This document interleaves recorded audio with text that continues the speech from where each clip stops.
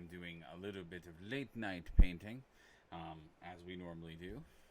Um, like I said, we'll start to try to do some of these videos earlier, although I think this late night time slot is starting to fit very well for the schedule. So I think it's going to be late night videos. Definitely can be watched after the fact as well. But I think that's where we're going to land the plane. So I am continuing to paint some Snotlings. My goal is to at least have one painting video a day, if not two, so we can really get through a lot of the models that I have to paint.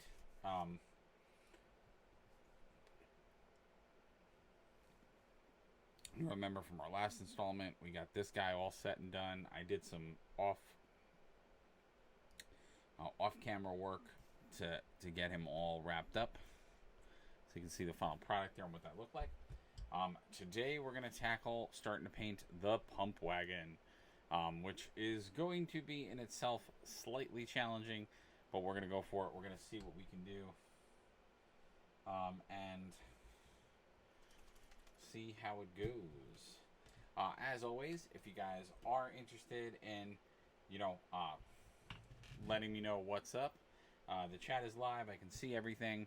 I urge you to talk to us while we're painting. It's always a better show when you guys ask questions, and there was a lot of really cool GW announcements this week, so don't hesitate to drop us a line, because there was a lot of cool stuff.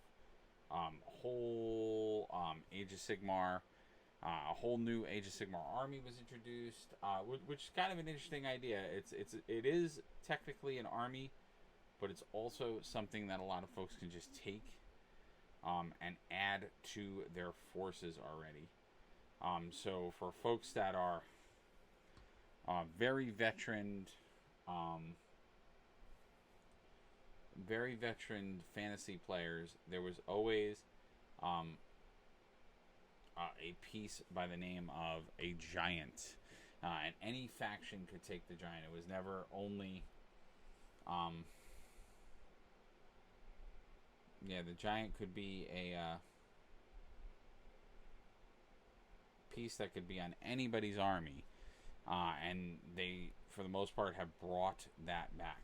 So they call them Mega Gargons now, but it's a pretty amazing thing. But what they kind of did, so they did it in that fashion where they're like, well, you can take them as, so this idea that you can take them as mercenary groups. So if you haven't seen the new Age of Sigmar rule set, they introduced this idea of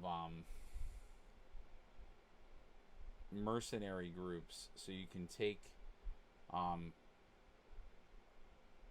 essentially the free agent heroes and other models for it.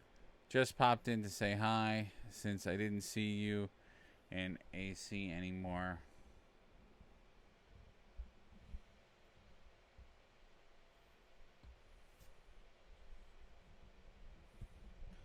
Oh, not a problem. I'm gonna start playing some Animal Crossing again. I know there's been some big updates to the game. We will get back on track playing that too. I'm gonna try to work in some more video game stuff. I just it's been tough with my schedule because I haven't been able to do as many videos. And then for a while, my studio I actually was redoing both my two studios that I shoot in.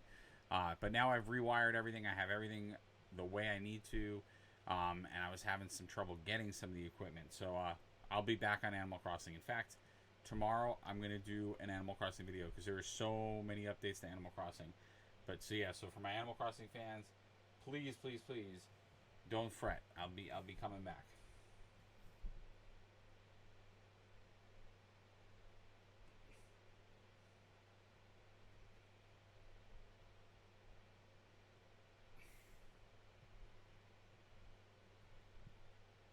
Yeah, it's hard because there's so many different things.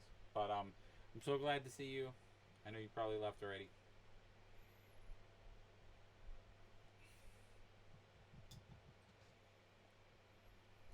It's the hard part about doing like a multi-faceted channel.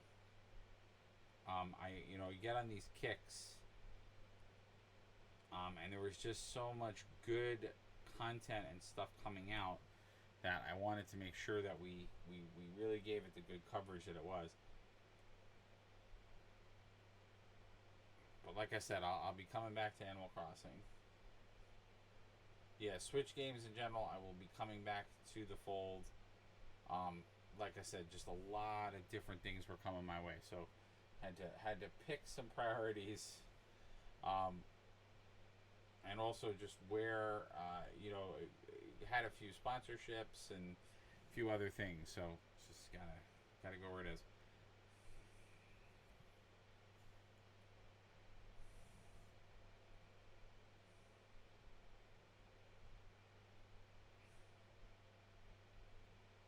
We're definitely going to just spend, so for a little bit, first part of this model, we're just going to rock it through, get all those wood pieces painted, and then we'll start working on some of the silver. A lot of detail on this model, so we're going to have a lot of little detail bits. So I'm doing it as I do any model. I'm starting off with my big paint areas, big colors first, and then working my way to the small colors. And I love this pump wagon. I think these models are really, really cool.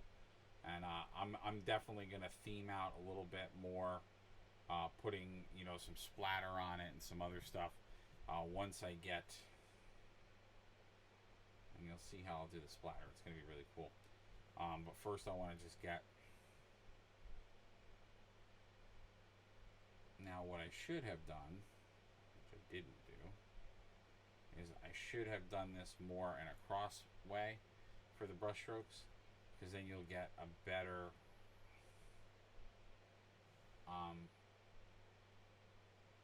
you'd get a better effect with it. Snakebite is a very dark brown, so you're gonna see it's gonna be very rich and dark.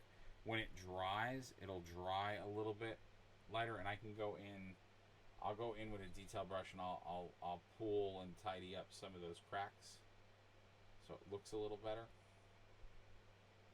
But I always tell people, when you're doing your painting, especially with contrast paints, always try to go in the direction that you want the pooling to happen. That's going to make it so you'll get a more natural look. So you can see how the ends are a little more natural versus here where it pooled a little bit more. But since I'm going to do some varying effects on the front, I'm not as concerned about it as I am the others.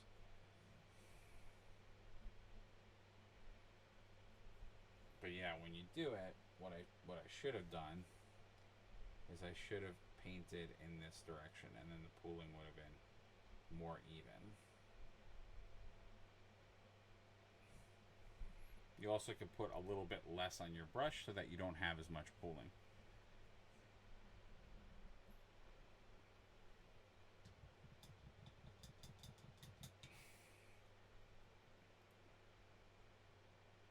Yeah, so you heard it here first, guys. Tomorrow, I promise, my video game video will be an Animal Crossing video for all those folks that are fans of that content as well. Because I have not covered any of the Halloween update or like any of the updates on that game, which has been really bad. So I got Avengers. I got really into the Avengers game and then sort of lost touch with my Animal Crossing folks. And then of course GW has just been killing it with models, and Mantic Games has been killing it with Kings of War, and I got more Kings of War stuff coming. So I'm excited about that. There's literally a box on its way. It'll be here tomorrow, so I may have to do I'm going to do actually probably 3 videos tomorrow.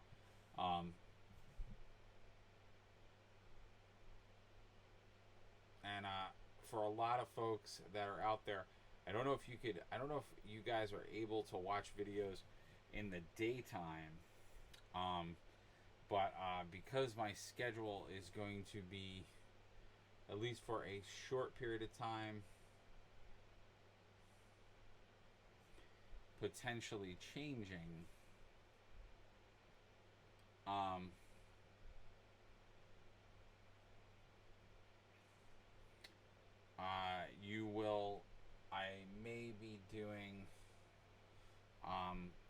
some day videos, so they may be videos that you guys watch after the fact. I don't know.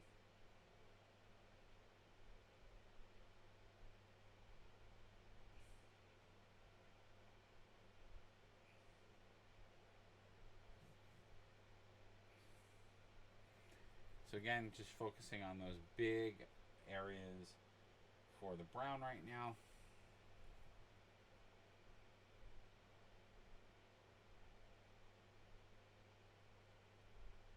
And again, I'm using the snakebite contrast. I love using this for wood effects now. So anything that's wood, I love using this for barrels, for wood, because it gives you such a nice, great looking, it's such a rich, nice brown. If it's like living wood, like a tree person, I usually do it in skeleton horde, and then I come in with the darker brown. But for this, I wanted to, have that very fantasy feel. So we're gonna, like I said, I'll be doing some other fantasy, some other touches to it, because of course this is the Goblin's mechanical, like, roll over you machine, or like death machine. So I'll be definitely doing some blood and splatter effects so that it looks a little bit more like they have in fact run some folks over with this thing as a secret weapon. So you will definitely see me start to do that. And I think for this series, what I'm going to do is probably do a paint up of each variation of my goblins, so that you guys can see what each of the paint schemes look like. And then from there, you can, and then I'll finish the rest off camera. And that's mostly so that, we can get on to some other things that you guys are going to see me painting up.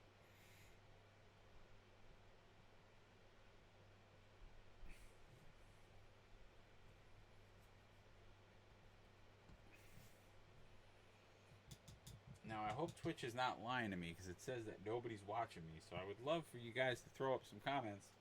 I know at least one person was watching me, but I know they ducked out because they wanted to just say a quick hi, because, like I said, I haven't been playing Animal Crossing, so I can understand why that person. You know what? Maybe we'll do. Nah, I don't want to do a late night Animal Crossing. I'll do that tomorrow. Tomorrow I will get back on the Animal Crossing horse. Not now. I want to get a good solid paint in on this. I always feel bad, but like I said, that's the tough thing about doing a multi-faceted channel where you do a lot more than just one thing. You got to balance it out, and I haven't been giving Animal Crossing some love because it's just been so hectic. And like I said, there was so much other stuff, with all the different trading card sets that came out, models that came out. It just was an overwhelming time because, we had such a dry spell of all this stuff, and then, everybody just released a lot of stuff at once. Almost like topping, almost like they were all trying to top one another.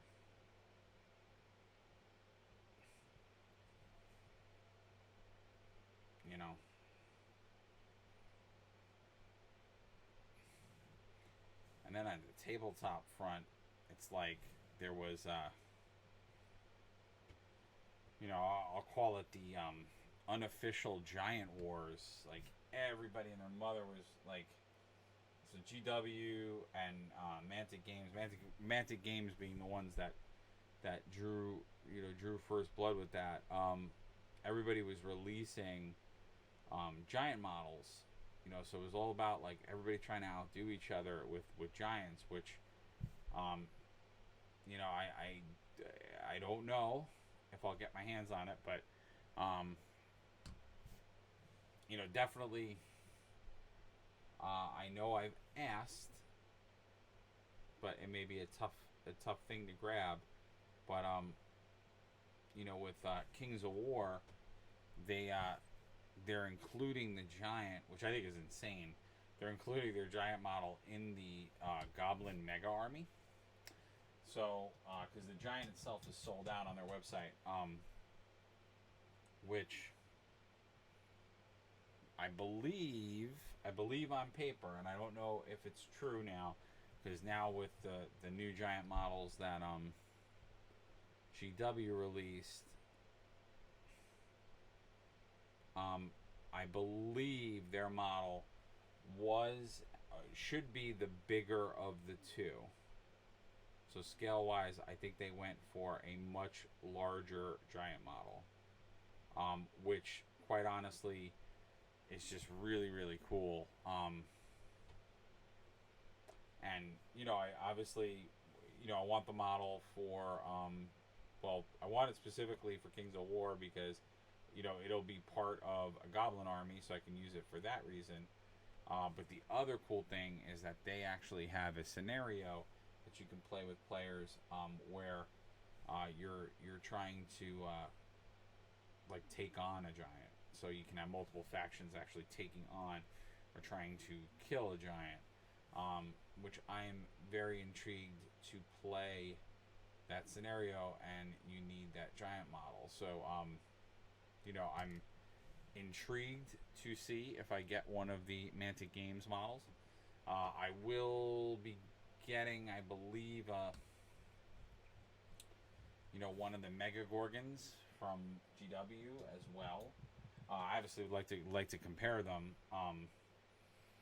I can say, I mean, as far as which looks nicer or better, I mean that's a hard. I mean, obviously, I have to have them and compare them to really, to really fully answer that question. But what I was gonna say was, it's a different ball of wax, and I'll say why. Obviously for the Mantic model, I think one thing that Mantic has going for it all the time is that their game 100% has distinct lore for it. But what I like, one of the things I do like that they do is when they release models, it is obviously aesthetically within their lore. It 100% is. But I would argue that their models are a little bit more forgiving if you want to use them in other settings.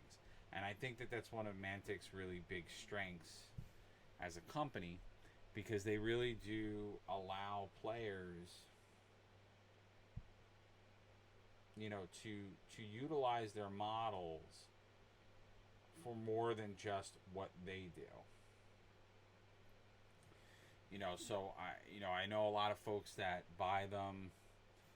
They may buy a Mantic model for a D&D campaign. They may buy it for, I hate to say it, but more times out of 10, they may even buy them as fill-ins for GW models. Specifically GW models that might have you going to their more specialty boutique model company, Forge World. So folks will grab that stuff. So they really do encourage others to use those models in very cool, nice situations. So it's interesting. It's interesting that a company would allow, will has that a little bit in their mindset, which I think is a big strength. I don't think that's a bad thing at all, and I applaud them for that. I think one of the reasons, besides the most blatantly obvious reason, that their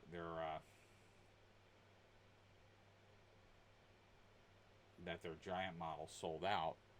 Um, and obviously, first and foremost, I think their giant model was just a gorgeous looking model.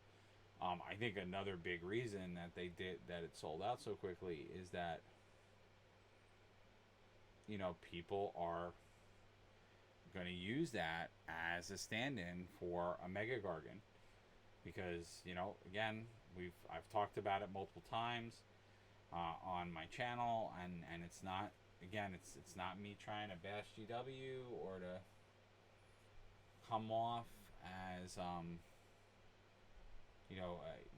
trying to build a really terrible case for them. But I say it a lot. Their prices for models are really expensive, and for a lot of us right now, sometimes the GW stuff, you might not have the ability to spend that much. Like the Mega Gargan I was just talking about, that's like $195 model. That's crazy. And what's crazy about it is, it's a model kit. You can build it as one of 3 giants, but if you ever want to play as one of the other giants, and you are somebody who's like not okay with playing,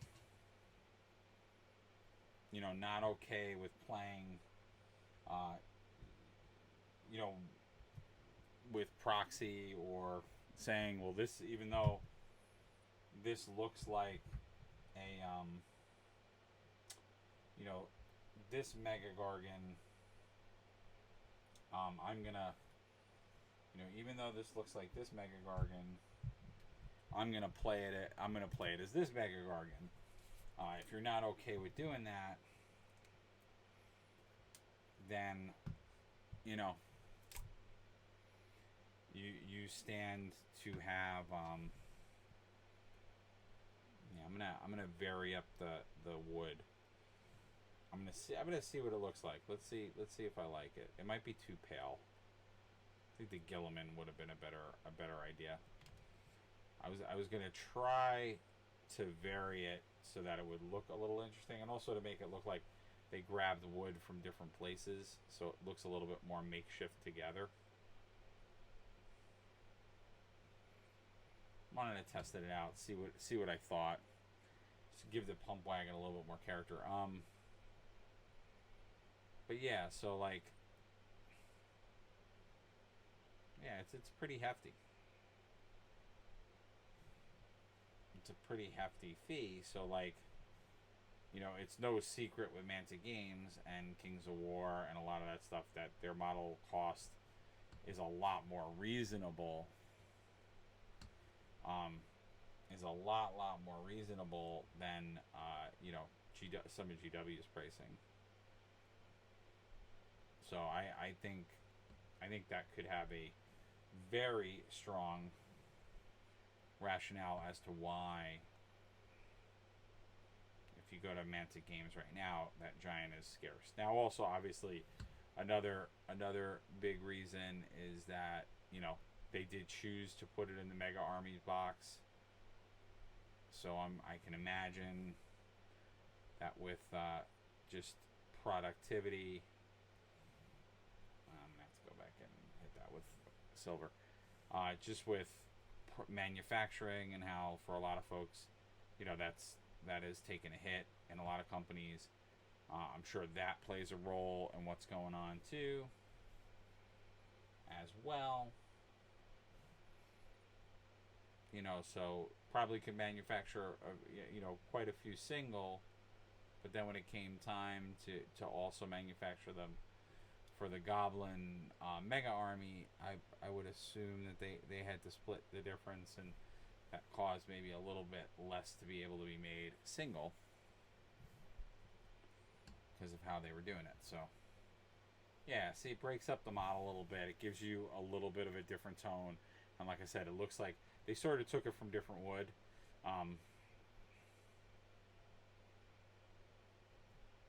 Versus, because you want the pump wagon to have its I'll call it its charm, So if these are wagon wheels, let's get our wagon wheel. I'll do it in the. I think I gotta. All right, I'll have to do some silver in there, just in the cap, because I'm trying to remember like, I'm trying to remember like stagecoach wagon wheels, and what they look like, because that's what I'm going for. Oh, that's right. The other side is just a shield. This thing is such a mishmash of bits and bobs, because again, you know, very much goblin, you know, goblin orc ingenuity. Just sort of stick stuff together and hope that it's going to work. You know, stick it on with a prayer, and you know, hopefully it'll work for you. Kind of a goblin's motto. Yeah, let's see. I realized that it's very hard for me to get to a few things on this model because of the way I built it, but yeah, I just wanted to vary up some of the wood on it so that it looked, again, like they grabbed stuff from different spots and it wasn't just all that really intense brown. But we'll see.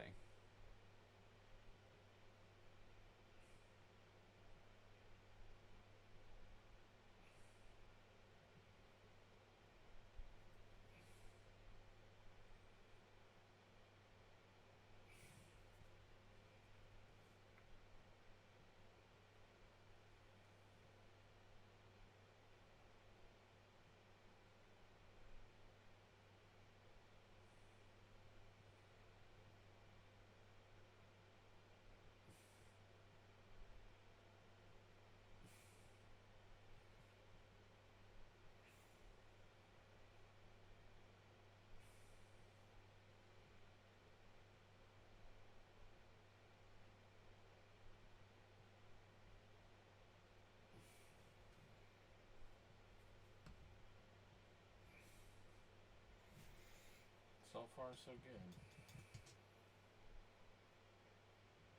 Like I said, it's going to be an interesting model to paint just because you have so much detail inside of here. You know, it doesn't look like you have a lot of detail, but then when you start actually painting it, there's a lot more detail in this model than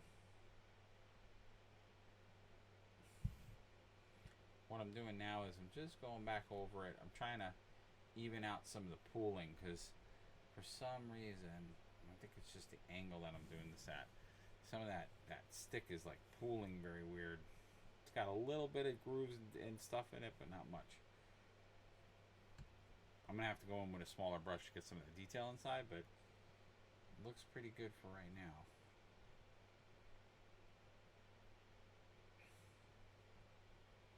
And like I said, I think if you look at that wheel,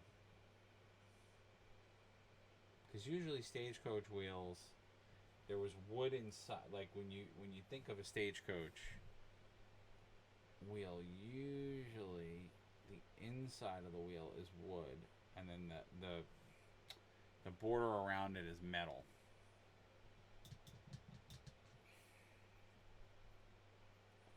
So I wanna embody that in my pump wagon here. And then you'll notice that I'm going over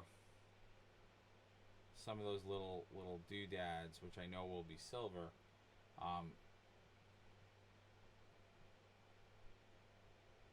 And that's okay. I can even be a little bit. I can be a little sloppy with this too because it's going to go over it anyway.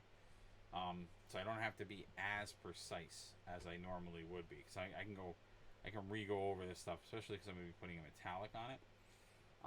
And then I'm going to do something different with the shield. I don't know what I'm going to do yet, but I kind of want to I want to do something fun with that. Again, just to give it a little bit more character.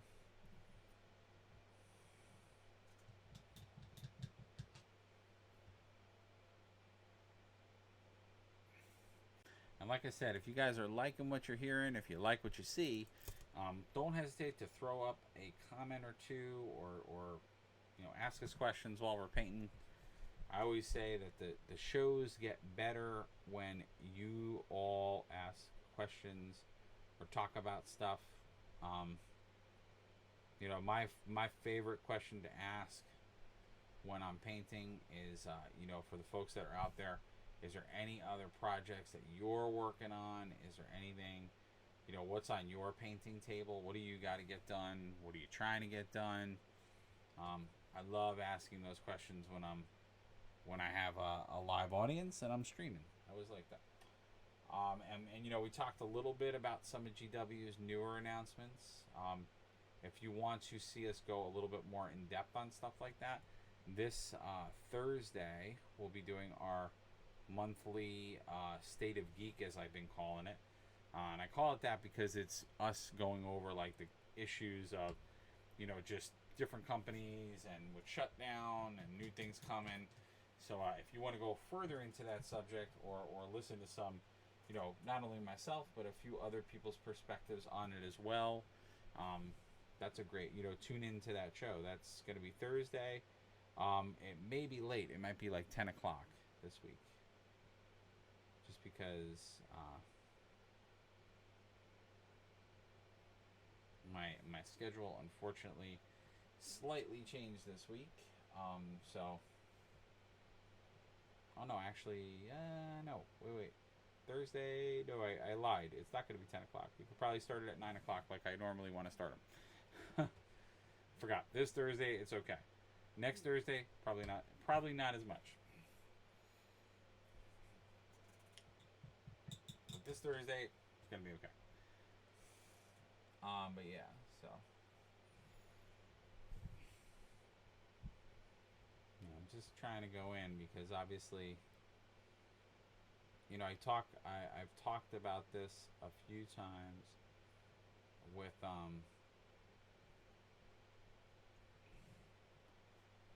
with the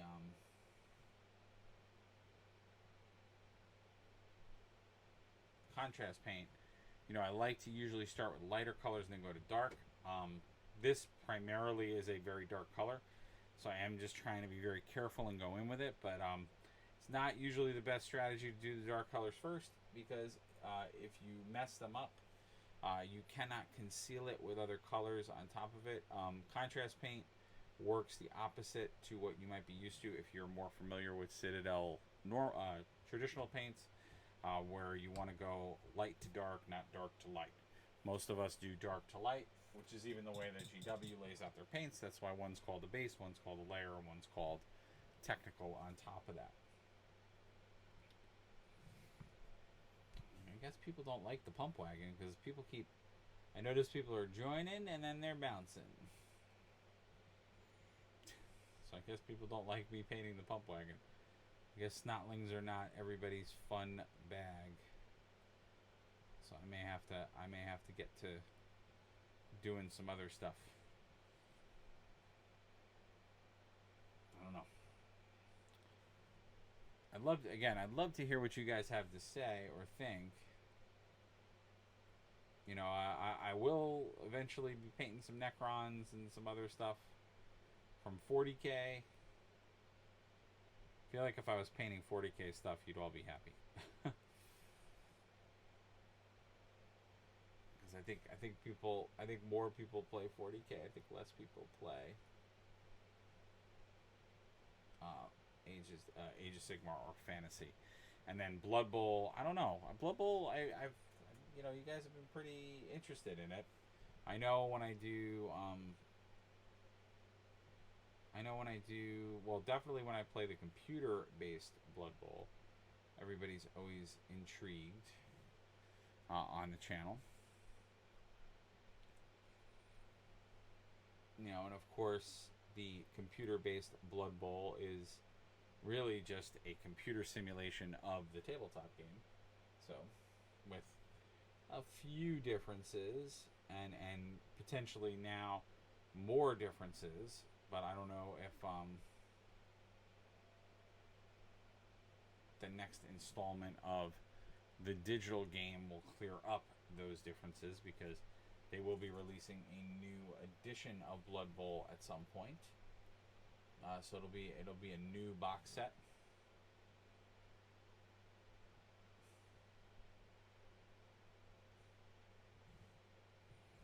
A new box set with new rules and new mechanics. There's actually going to be quite a difference in the rules and giving you some different options and different ways to play, different ways to approach it, which is pretty significant because they haven't changed the rules to Blood Bowl in a very long time. So it is very intriguing that they decided to do that now.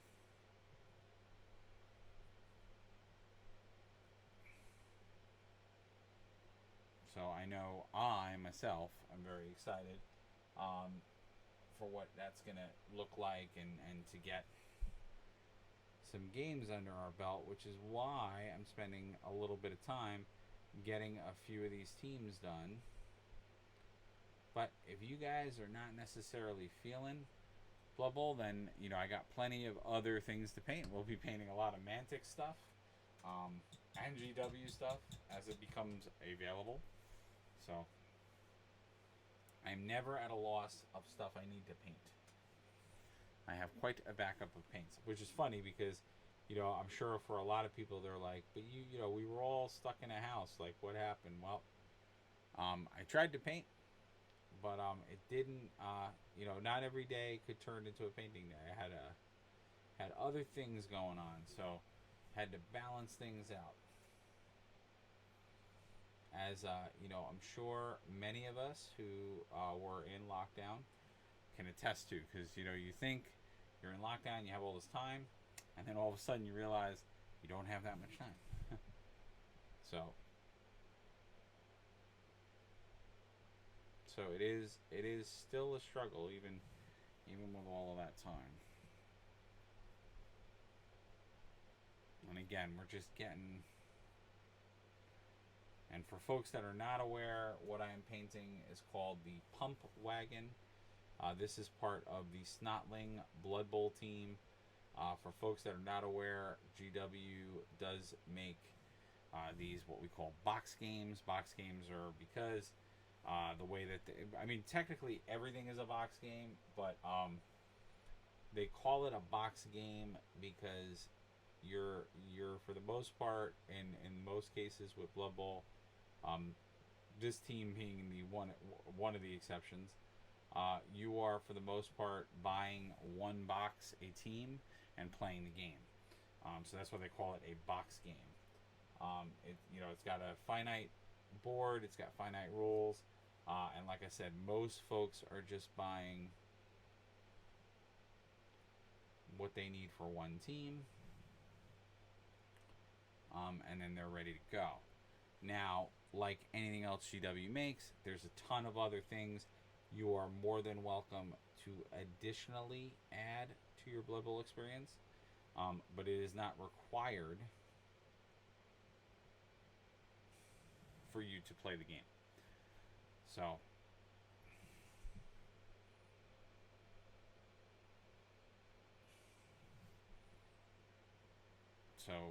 you do not have to jump out there. Now, typically a team would set you back about $35. These guys do not, for a few different reasons. So one, their actual booster box is not booster box. Their actual team box, it actually comes in at more because you actually get about 20 models in it, which is large. It's more models than most sets. It's also because they raise them, which if you want to see a few different talk shows where we discuss this point, you're more than welcome to go back and look at those. But typically, $35 is what it would cost to get a Blood Bowl team. But these guys are actually at, I think they retail for $45 if I remember correctly. So $45 for the base team. But what is also unique about these guys and really in general for any team that is a goblin based team in Blood Bowl, is that they rely heavily on special characters to make them very effective and to make them, quite frankly, more competitive, so that, you know, if somebody's playing one of the other Blood Bowl teams, you're looking at a more sizable investment, because you have to buy the base team, and then you also have to buy those special characters. Now, why is that annoying? Well, the annoying part is that the special characters are part of, they have another modeling company, not another modeling company, but they have another division of their modeling, which they call, I'm just going in there to get that, which they call Forge World. And Forge World is their, like, they consider it their premier modeling company. And really what that word premier means is pretty easy for you guys to interpret. Expensive. So it means that they're going to charge more for those models versus their normal line of models. So that puts a little damper in some ways for folks that might be interested in getting into this this company, or into the company, into this team. I can't speak today. So it becomes frustrating because you might love, like me, in any game I play, in any like model game I play, or even tabletop or fantasy game that I play, I'm a huge fan of things like goblins. I love playing goblins. And like I said, the issue that you run into with something like these guys is that you're sizing up for a much more expensive team versus most of the other teams, where again, you can get into the game for that $35 investment, and to an extent that $35 investment will get you a fairly good team. Like you will have some footing and be able to play marginally well. Now, for folks that may have invested a little bit more money, will they be able to beat you a little bit more? Because the answer is yes, they probably will, because they'll have they will have probably taken some of the more specialized units that armies have, that teams have. So they might have that, and then of course the other piece being if they have star players or not. All of that could come out to be advantage on them. So they can, with some extra dough, possibly build a little bit of a better team. And Blood Bowl, I don't want to say it's a gag game, because it's not. It has a lot of strategy to it. As well, it may be simpler on the rules, but it still has a fair amount of strategy. But the teams are very much not created equal. Some of the teams are a little bit more on the side of funny, and there is an inherent humor to Blood Bowl, and they do make that with the teams themselves. So.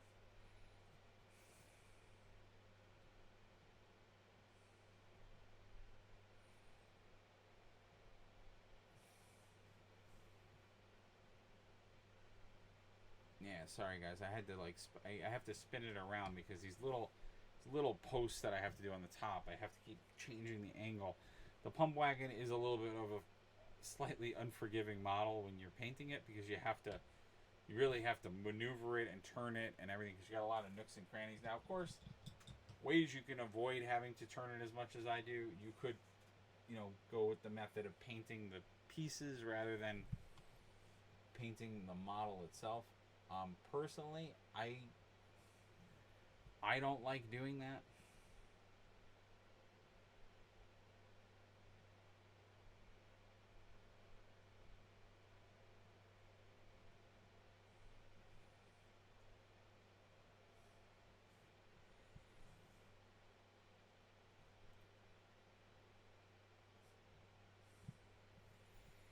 So I apologize if that is hard on the camera watching. I know I've gotten some complaints about that. My hope is that with the new mic and new camera setup that the shakiness is less.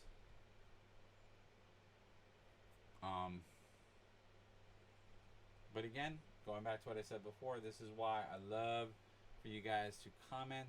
I love getting, I love getting feedback. I don't dislike that. I know a lot of other folks out there or streamers out there might. I've gotten a sense they might take a little more offense to people saying stuff. I don't do that. Again, I'm doing this content for you guys. I could sit and paint by myself, but I think it's very interesting, and I like helping people. Oh, I got a bit of brown on his nose. I can incorporate that. Sometimes I incorporate the brown as like dirt. I love this model. I love how action the goblins are, because they're just zany, wacky guys who just want to throw rocks at you and hit you with frying pans. Because quite honestly, who doesn't want to hit someone with a frying pan sometimes? For just being so crazy. And as always, guys, if you are enjoying what you're seeing, I know you've been watching possibly for about a half hour or 40 minutes. If you like what you see, if you want to see more, consider following us. It's the best way to know when we are live. It also helps, of course, us to grow as a channel, because the more of you that are out there and the more of you that are sharing and tuning in, it makes me show up in more places on Twitch, and getting more support from other folks. And as I tell people all the time, what we're doing now is really just a stepping stone, because I do plan on we're going to be doing a lot more videos. This is more the manual stuff, where you're going to see me creating all the terrain and the models and the things we're going to be using. But eventually we will be doing some original programming with using or utilizing GW rules and Kings of War rules and all kinds of cool stuff. The goal is I got to get all the models built, because I'm in the process of getting everything, and then the world's going to be an extremely cool place. If you could see the outskirts of where I am right now, there are lots of models on the shelves. They are very primed and ready to go, but I got to get them. I got to get them painted. So you guys are going to see a lot of painting. And I'm trying to refrain from doing a battle report with things not painted, because I don't really like that. But if the world, it may come push to shove, that I may have to just start doing some of them with unpainted models. I mean, they'll at least be primed. They just won't be painted. But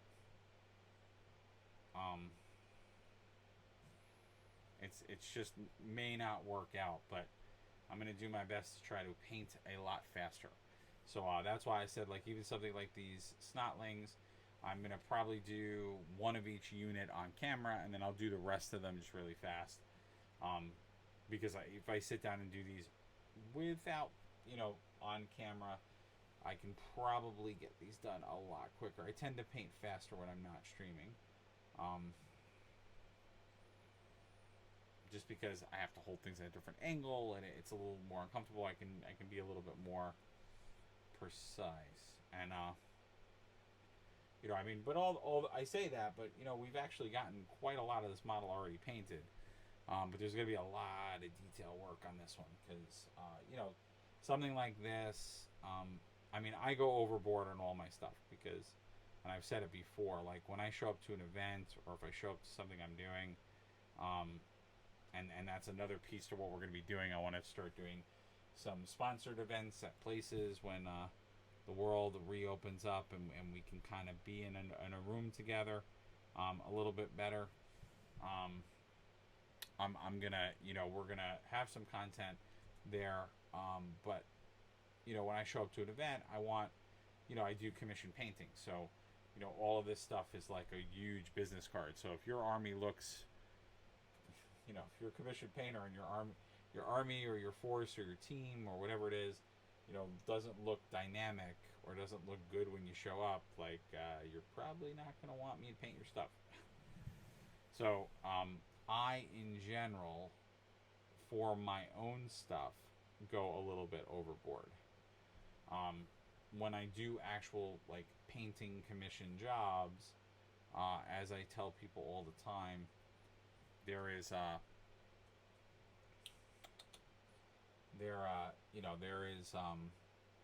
levels to what I paint, or levels to the detail that I paint. So I can paint it with a lot of detail, I can paint it with a little bit of detail. So it all depends on what the person who obviously is hiring me for the commission is doing. You guys are going to see me get back to working on an army, with COVID and the fact that people can't really, go to their local places to play. I got a very big reprieve because I was having some trouble getting some paint. But I do have to finish up someone's army, which is coming along very well. But I have to finish it up. So yeah, that's why you'll see me definitely be doing some 40K models and some other stuff. But I don't know, like, it's kind of hit or miss. I'm noticing maybe I am doing these videos too late. Like I'm starting to notice that. Maybe people don't want them that late, so I got to try to do these a little bit earlier. And I'm curious to see how the day ones map out too. Or maybe you guys are just bored seeing me painting brown. That could be it too.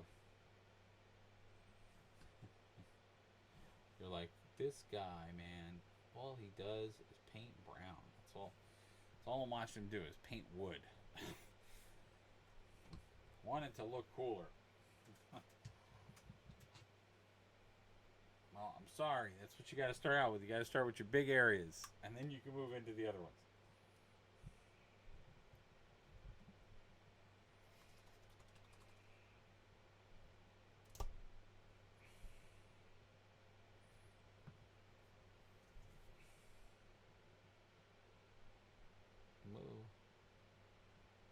Yeah, they'll start to come to life a little bit more when I get the green on there.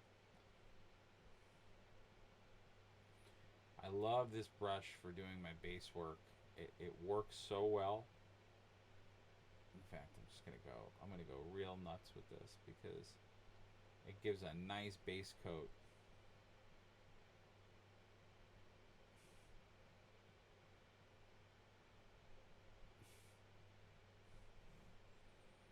To our goblin, and then I can come in and do some more work there.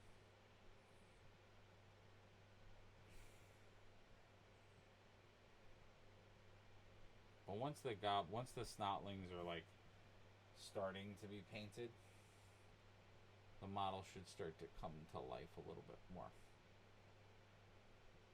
because then you'll see another color on it other than the brown. And again, what I love about this contrast paint is that you guys are going to see it. Like, not to say that I have to do like very little to really do this, but I kind of don't have to do much. Like, you're going to see, especially when it's these little guys, like, it does such a nice job getting in those pores that I really don't have to do much. I just have to like hit them with one shot of paint, and then I got to just come in with some other, I'll come in and I'll darken some areas, but for the most part, they're like really nicely good to go. So you can get you can paint. So the contrast paints, I have to say they do what they advertise, which is they do allow you to get something table ready really, really fast. Like, that is a 100 true statement. Now, what I will say about the contrast paints is that you do have to know like how to use them though. So they do make it easy for you to get started. but you have to know how to layer them, and you have to know. And the secret to them is that you know, you do the first pass, you get it on there. But I tell everybody all the time, it's the 15. You need to let it dry because it's going to always dry darker than it looks. And then the other piece is to go back over it. Alright, I'll have to just incorporate that. So the other piece to it is going back over it. So like what you're going to see me do in this wood is I'm going to go back over all the crevices to darken all of those rivets and all of those places.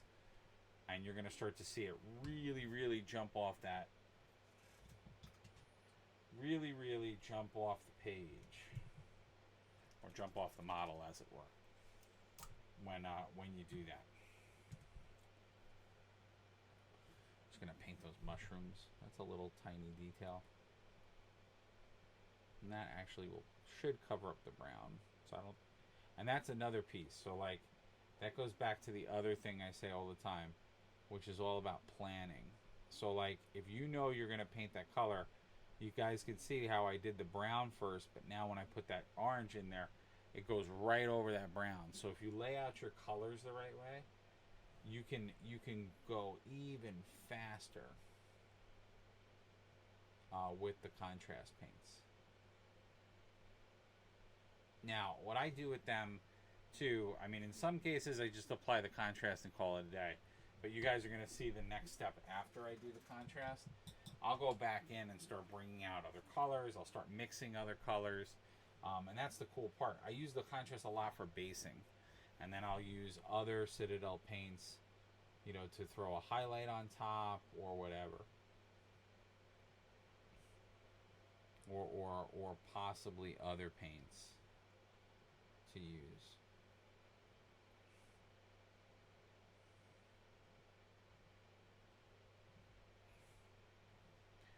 But you can see, just look at how nice that looks. Look how nice that orange looks.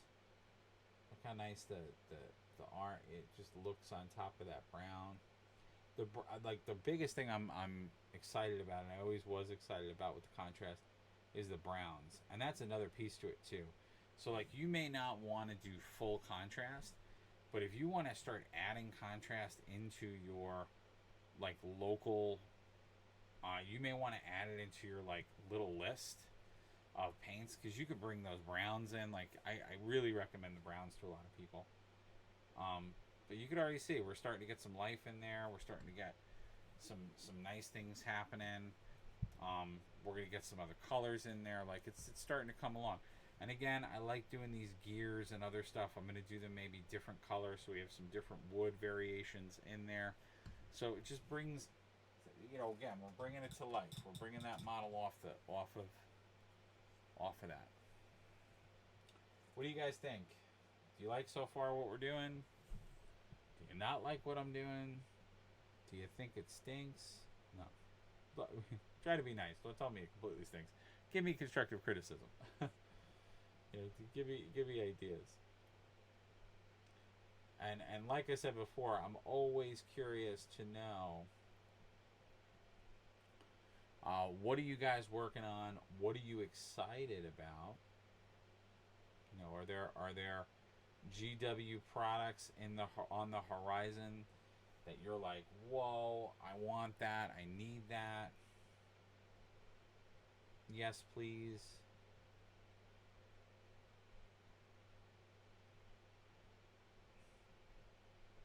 Is there more of that type of stuff for you? You know, for me, I talked a lot before about the giants for folks that are Age of Sigmar players. I'm really, really excited about those giant models, or the prospect of having either, you know, this concept of, you know, a giant mercenary unit in your army, or making an entire army of giants, which I think is kind of crazy. So, you know, you just come to throw down, and you gotta, you know, you gotta try to take down these massive, crazy giants. that are just roaming the land. And a lot of cool lore with them too. So again, if you're a Age of Sigmar player, you may or may not know already that essentially, in the lore, Sigmar actually fights the giants, and he literally like they go up against Sigmar, and they literally Sigmar just punches one in the face and knocks him out, and doesn't kill him. He's just sleeping now, but it's because Sigmar hit him in the face, which to me is just insane. That the god Sigmar just like, I'm gonna hit you. I'm gonna hit this giant really hard, and he gonna go night now.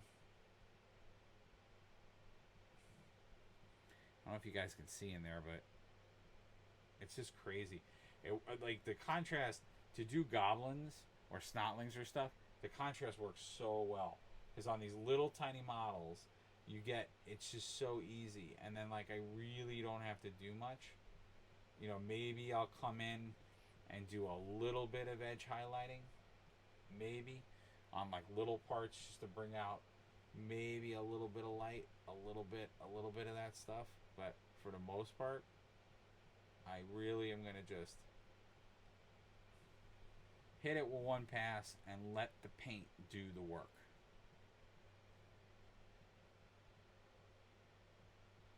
Hey, my dude, what's up? Painting some snotlings. Painting some snotlings. And then, I don't know, for folks that have watched the other series, this is where this ended up.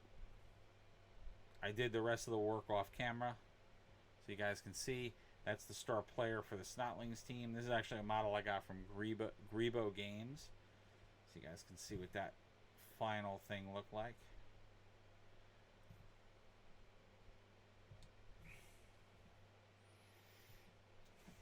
Nice. I myself am doing Sylvaneth. Ooh. Sylvaneth are very cool. See, I like it. This is what I mean. This is what I was talking about. I love hearing what's on your painting table. Yeah, I got lots of stuff coming. So we're gonna get these snotlings done. I was telling everybody, we're gonna get these snotlings done. We're gonna get I got another box coming from Mantic, which should be here tomorrow. I don't know why my light is doing that. Okay, well, sorry guys.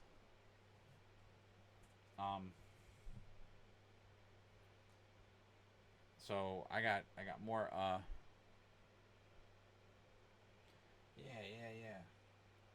yeah, we're getting there. A lot of little details, a lot of little things. But we'll get there. And I'm gonna, like I said to other folks, I'm gonna be doing some blood effects on this. So I'm gonna make it so there's like blood splatter all over this, and like craziness going on when we are at that stage.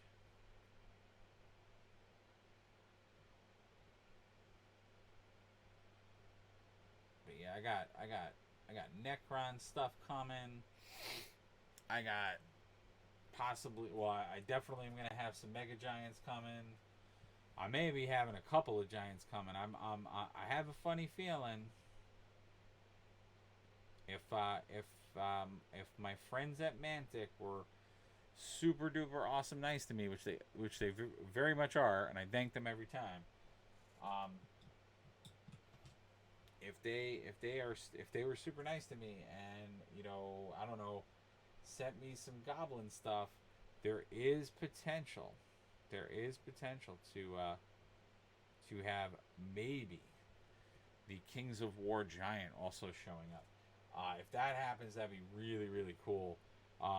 You know, I haven't seen, so I should preface this. I have not, other than pictures, I have not seen the Games Workshop giant in the flesh, or in the plastic, if you will.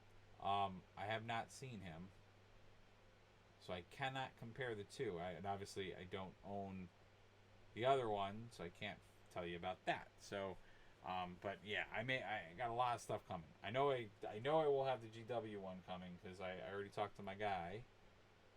So my other folks at Undiscovered Realms, if you're in the Westchester area and want a really cool gaming store, they do gaming, they do Magic, they do Pokemon, they do all the good stuff.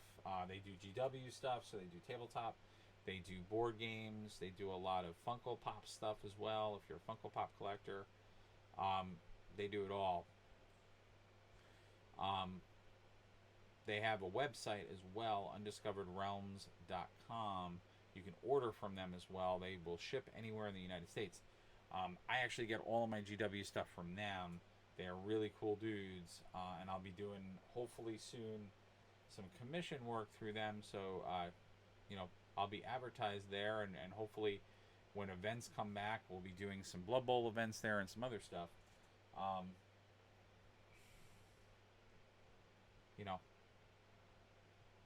Check them out. But yeah, I talked to my friends over there, so I have a Mega Gargan getting pre-ordered for me as we speak.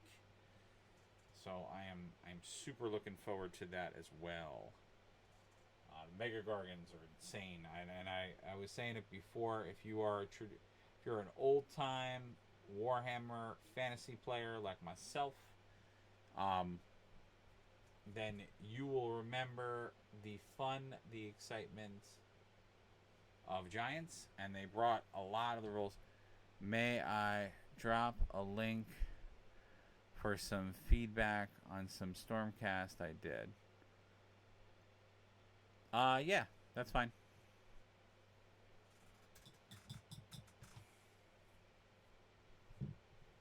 You can drop a link, that's fine. Or actually, how about this? How about you whisper me the link? So I can check. Okay. Or you could just do it.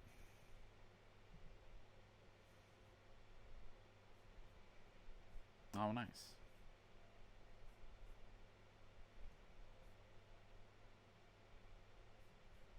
Oh, man. That's very cool. No, it's okay. You can put it in the stream. It's okay. Yes, so in the future, if folks want to do that, I would prefer the whisper. But that's okay. No, the link's all right. You're good. I looked at it. It looks legit. I like to just check them out before people do it. But that's okay. And I'm looking at your stuff, dude. It's good stuff. All right. Ooh.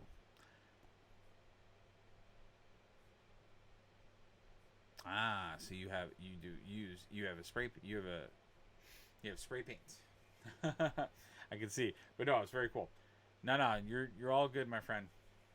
No harm, no foul. You should check out his stuff. You should follow him on Instagram. You can also follow me, Vant Mario, on Instagram as well. So please follow everyone. Everyone needs the help. Everybody needs the support, and we all love the hobby. So everybody like everybody. No, it's good stuff. I like it. I love the Phoenixes. I'm a huge fan of Phoenixes. I like those units a lot. And I love that they brought them back with the Cities of Sigmar book. Unfortunately, I got rid of a lot of my fantasy models, or I would have been probably more prepared for that army, but I wasn't. Because I got rid of a lot of my original fantasy stuff. Which I am so annoyed at.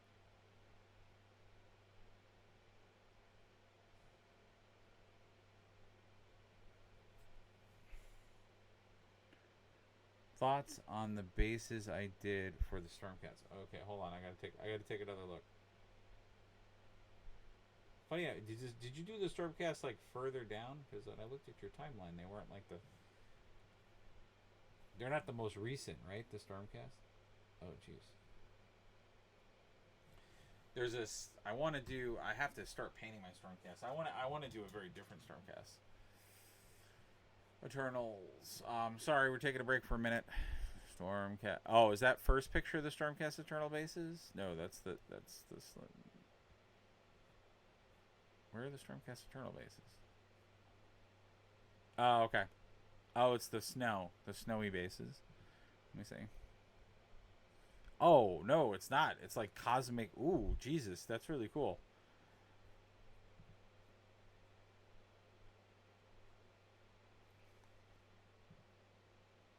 Yeah, it's like clouds because, well, because essentially for folks that don't know Stormcast Eternals and Age of Sigmar, um, which I have Stormcast Eternals because they're 100% cheap. Um, they're cheap as meaning when I say cheap, like in they're kind of cheese, because they're one of the few armies in Age of Sigmar that can essentially deep strike. Although now with the new rules, there are more armies that can now sort of deep strike. Um, but they can like call themselves down from the heavens and just like throw down onto the table. So Stormcast players always get a little bit of an advantage because they you can hide some of your Stormcasts and then they just come flying down. And they start wrecking the joint. But the clouds are very cool. So that would be the reason that he did those cloud bases because that is their lore. They come, they essentially ride lightning. So they're very much they're kind of like Thor. they they sort of have they sort of have a Bifrost, if you want to call it that. It's not what they call it, but it's kind of the same principle. Where they just like pop in.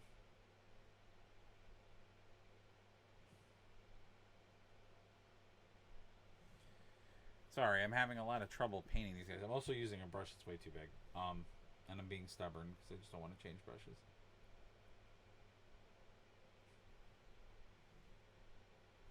Okay. My little snotlings. How I love thee. For the record, if when I play this Blood Bowl team, airbrushing bases cheating? No, it's not cheating. Airbrushing anything is not cheating. It's a different way to paint. Um, yeah, airbrush. I mean, like, there's schools of thought about it. I mean, there, you know, it's everybody's comfortable with a medium. Um, I would never consider airbrushing or any kind of painting cheating. Um, yeah, airbrushing's not cheating. It gives you airbrushing gives you a different look, you know. But when you're doing something like Stormcast Eternals, they they have they have for the most part like their golden armor. So you know I'll be honest. When I did one Stormcast Eternal army, I literally just used the primer. I primed them with. I used the gold primer because they're all supposed to be gold, and then I just painted over the gold where I didn't need to see gold. Because that's the whole idea. That is the main reason that GW makes colored primer, so you can prime an army or prime units that are all that are primarily one color. The lightning on the hammers was a bitch. Yeah, I can imagine. Well, that's what I mean. So like, I have a lot of respect for you because that's.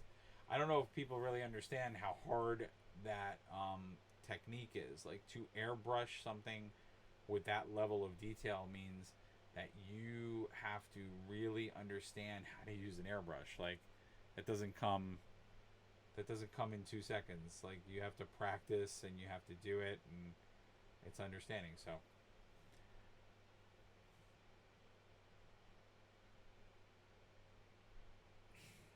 just like me, like if even this what I'm doing now, like what you guys are seeing me do with a brush is like this brush is way too big to be painting with.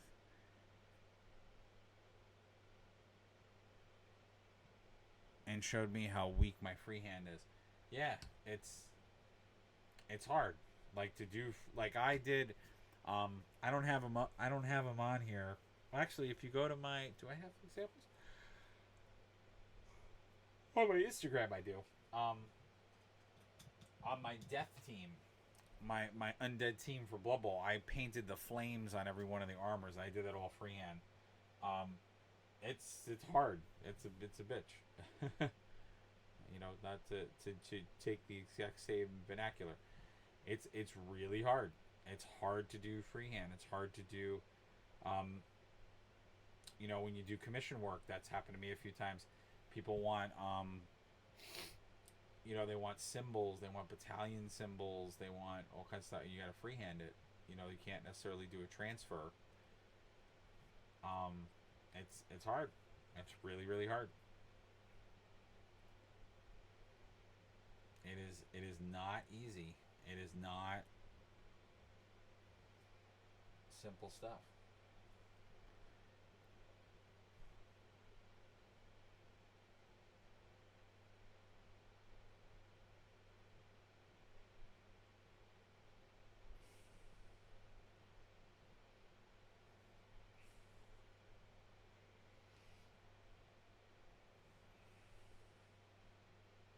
I'm gonna have to switch to my smaller brush. I gotta stop being stubborn.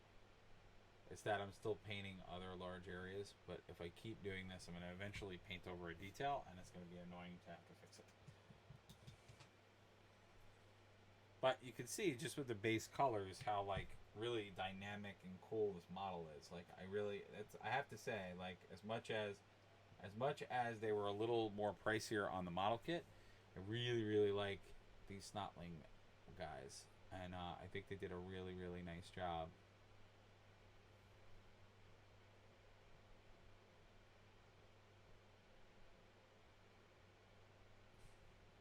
You know, making them look dynamic, but at the same time,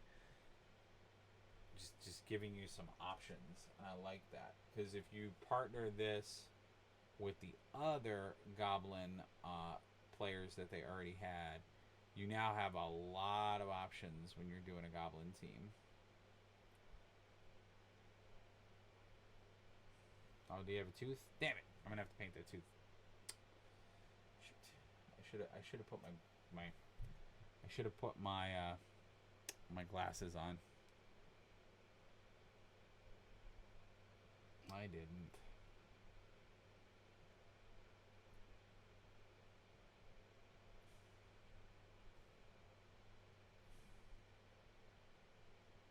Oh, I just painted that eye. I'm gonna have to redo that eye. Actually, if I do the red, which is what I'm gonna do their eyes, that should actually paint over. I should be okay. But I should have been a little bit more careful. That is definitely truth.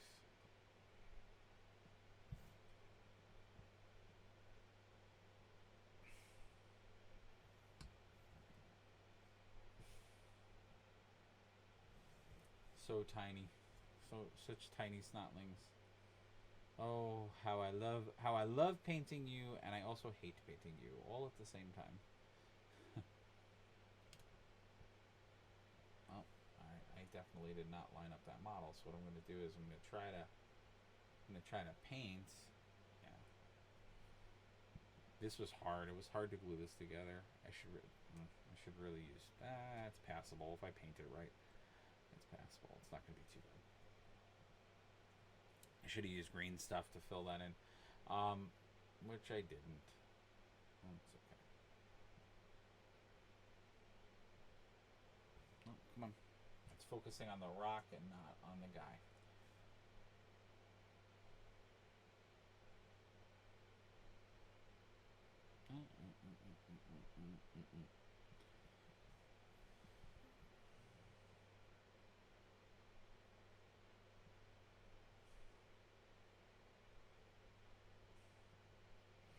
Oh, I could tell I've been painting a long time. My supervision started kicking in. And I think for anyone that paints models a lot, you know exactly what I'm talking about.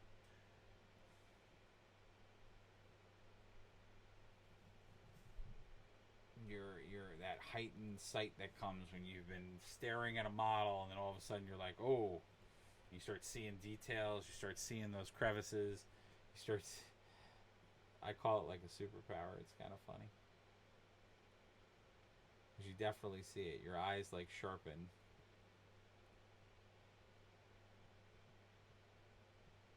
And you start seeing details. Oh, let's get your finger. They got fingernails. Oh, you guys are crazy. I gotta paint a fingernail. Hate my life. Alright. So far. Whew. Oh, I didn't paint that bottom of his arm. That would be probably helpful to do that. So his bicep is green and not white. And let's get underneath there. Alright. Alrighty. We got some mushrooms on there. So many details. Such a nice detailed model. I love how detailed this is. Alright, what do we want to do for the mushrooms? I don't know what I want to do with the mushrooms yet. I know what I want to do with those mushrooms. I want one of them to be red. I want one of them to be yellow because I like yellow mushrooms. I always like making goblin models.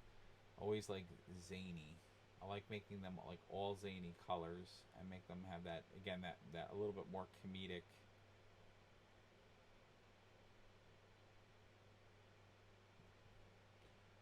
tilt to them.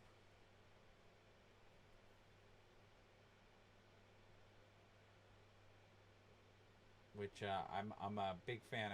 I love watching the guys at Mini Wargaming. And I love some terrain they have. They have these giant mushrooms for when they do, like, they're fighting in goblin areas. And I totally want those giant mushrooms. Because they're a lot of fun.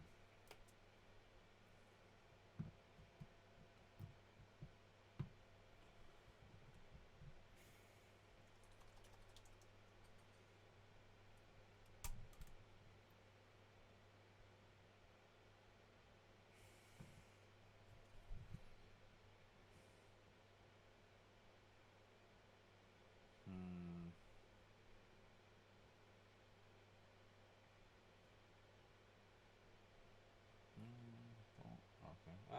Damn it.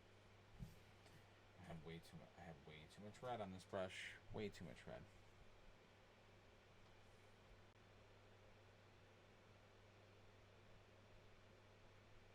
Yeah, I'm gonna have to redo that mushroom.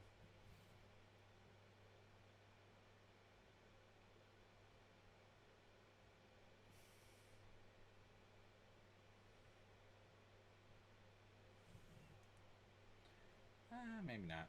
It's so small. I might be able to get away with it, but I'm probably not going to because I'm a perfectionist and I don't like that. Alright. Do I want to dare to do eyes?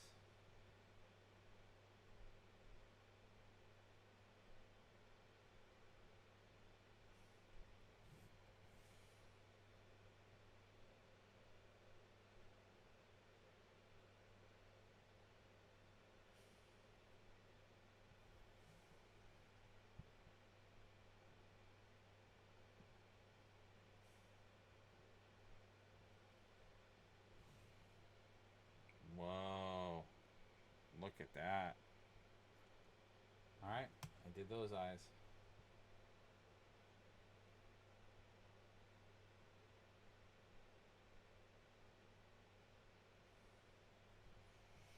Now I'm going to have to redo that one.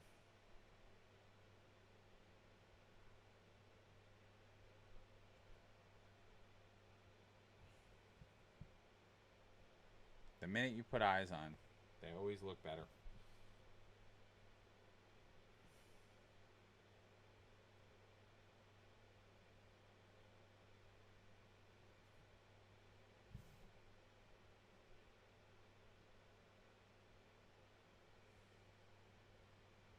Yeah, see, the minute they got eyes, they always look like they're more alive.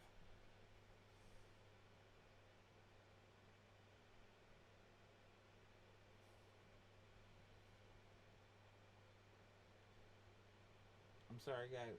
I want to show you what I'm doing, but in order to get the eye right, I needed to not have that shown for a minute. Sorry. All right. Ooh, now they look good. That's it. The minute you put those eyes in, it's a whole nother model. I love it. Alright, so we got some mushrooms, which I painted that. Oh, there's more mushrooms on here. Oh, there's a polka dotted mushroom on there. So we got bumps on that one. Oh, Jesus. This is going to take a while. This is long. It's funny. It's going to take a minute, but yet it's not that complicated of a model. Which I love that. I love that it's not complicated, but yet I'm like, it's going to take a minute. I'm going to do this rock. I think I'm going to do it in this. I want to do the rock a little bit so it looks more like debris. Just like jumping around. I'm doing my like crazy messy painter thing. I call myself a messy painter because I'll just jump around and start painting like tons of stuff on the model for no apparent reason. Oh yeah, there we go. Yeah, because this is why I wanted to do it as this color because it's hard to see originally, but it's like they literally took a chunk of a building and just strapped it to the back of this because they're gonna fling it at you in a football game. This is for Blood Bowl. This is a football fantasy based game, and they're gonna go. Oh, Flusky Walker 91. Thank you for the follow. I thought you were already following me. I guess you weren't following me. Thank you for following. I didn't actually say that. Flusky.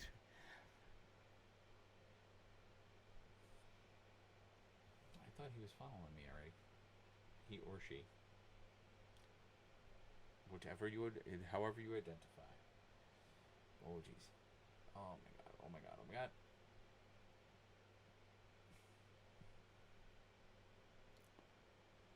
And for anyone else that's watching, if you guys are enjoying the stream, please consider following the channel. Following is you're not gonna. It's how you're gonna know when we're live. Doing everything from painting videos to drawing and just drawing videos, game reviews, tabletop reviews, toy reviews. I've been doing a lot of like Magic the Gathering card reviews. Been opening a lot of packs because I've been able to get some at a lower cost. So I was able to bring you guys some really cool collector pack openings. Just did some Champions Path from Pokemon. I'll be doing or getting back to some Switch games. My hope is to get a PS5 and to do some PS5 reviews when that comes out, and some of the games, that'll be coming out, like the new Spider-Man game and such.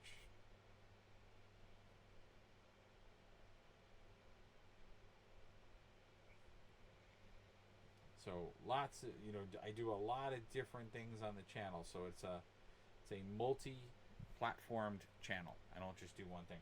And my goal is to eventually do battle reports and more gameplay for tabletop games. So doing board game reviews, playthroughs, all that kind of stuff.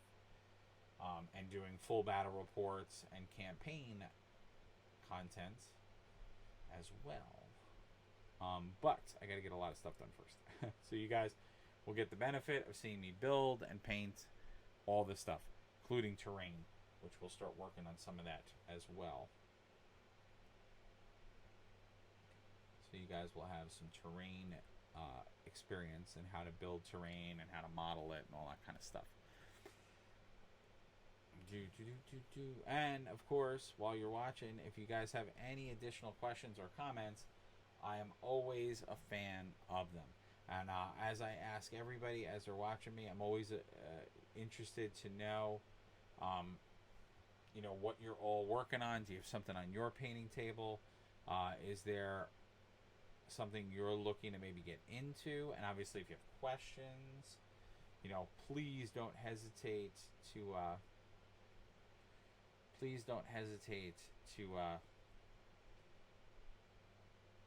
give us a holler or post up a question. I'm just giving it some more definition. So this is what I was talking about contrast paints are so great because they can paint fast, but you also want to know how to use them. And so, a lot of people, the complaint they make with contrast paints is that they come off too light. But part of why they do that is because you're supposed to layer. You're supposed to actually go back and paint more. So you'll see, even after I'm done painting this, I'm going to go back over as it dries, and then I'm going to go and emphasize some of these darker areas so it'll look even better when we're finished.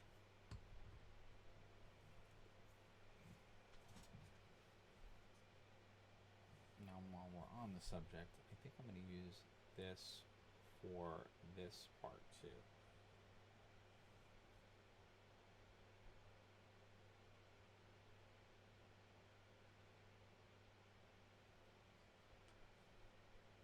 And this is the Space Wolf Gray that I'm using, which is the contrast color. I am a fan of using it for, metal, any kind of metal fitting piece, things like that. Always a fan of using it. Obviously, its name is derived from the fact that it is in fact used to paint Space Wolves. So if you're a 40k player, the whole idea is that they named it after the army that you're supposed to paint it with,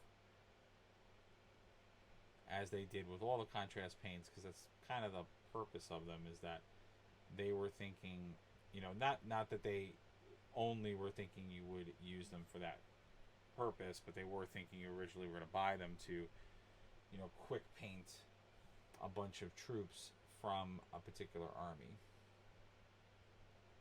in 40k, which is why, the blue is Ultramarines blue. They're all named after the infantry or the units that you would be painting with it.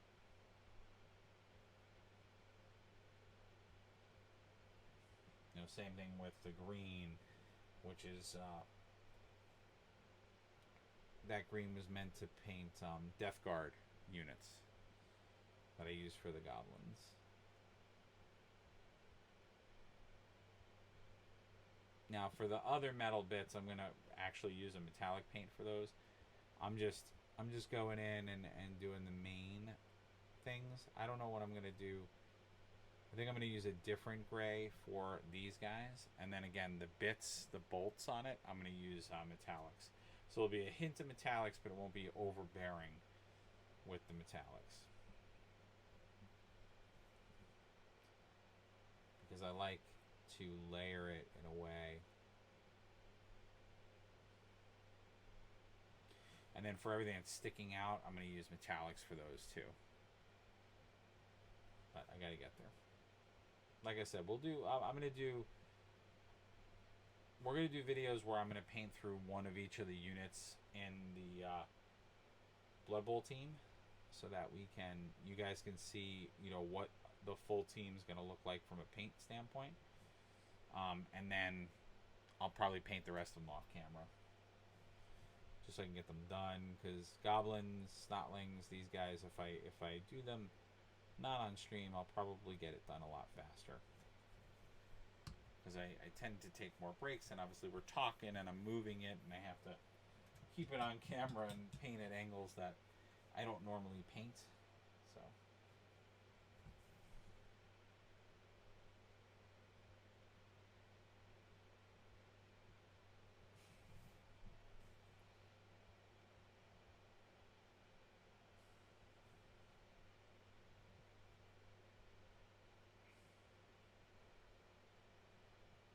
but thank you guys for all watching, and please consider following the channel if you like what you heard, if you like what we're going to be doing, if you think it's interesting and cool. Like I said, I always tell people, following does not cost anything. It is free. Following, liking us, throwing up questions while we're live, none of that costs a thing. You can do that 100% for free. There are some other links if you want to check them out. Link to my YouTube channel, which I'm going to throw up some more videos up there. Again, right now I'm just archiving a lot of what's on Twitch, but I will have original content hitting that as well. I just have to get it further along. But for right now, I'm using it to archive, because Twitch, only holds on to videos for a short period of time. So if you want to see the beginnings of certain videos, or when we're painting stuff, or some of the other things that we do, like our Thursday night RPG nights, and the campaigns that we've run, and our State of Geek talk show that we do once a month. Where we, really it's just an open forum where we all talk about tons of geeky things.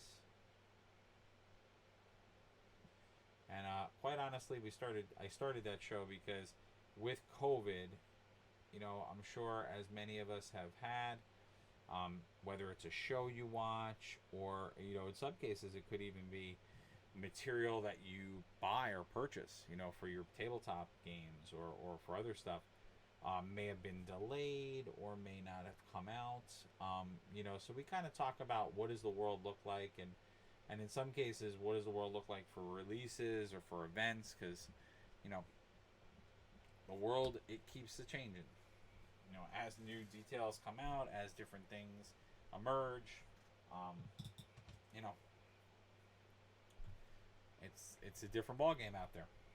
It's not always the same ball game that we all saw the day before. So, that's what that show is all about. So you can check out all that content there. All right, that was the space. Now I'm going to do this for this. Oh, did this completely... Oh, what happened to you? Are you still viable? Can I still use you? I might not be able to. That's okay. I bought extra of this, and if I have to buy more, I got to go buy more. Yeah, contrast becomes... Wait, is that black? No. Shoot. Alright, I'm going to have to redo that. No. Actually, let's see. Let's see if I do this. If I can get it off. It was just a trick I was going to use. Oh, okay. It's kind of coming off. Okay, interesting. It's an interesting way to blend contrast paints I just discovered. Alright, so that was totally not the right color. This is the color, and that made sense because it didn't swish around the way that I wanted it to. Alright. I just painted with black because my brain didn't want to stop doing what it was doing. There we go. That's the color I wanted to end up there. Because this will be a gray, which will be... It'll look like a silver.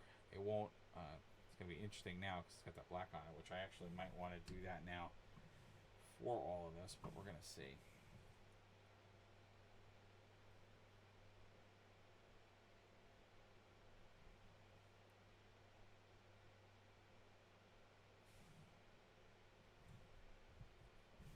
So I like this Charger Gray for like metal and guns. So I like it because it gives you a like metal feel, but it doesn't have the shiny quality that the metallics do. So you can already see, and it gives you that, very, I guess what's the way to call it? I guess Warhammer-like feel. So like from a fantasy perspective, I think it works really well for that color scheme. Because you can already see how nicely it framed those. And then I'm going to come in with that metallic and just paint the...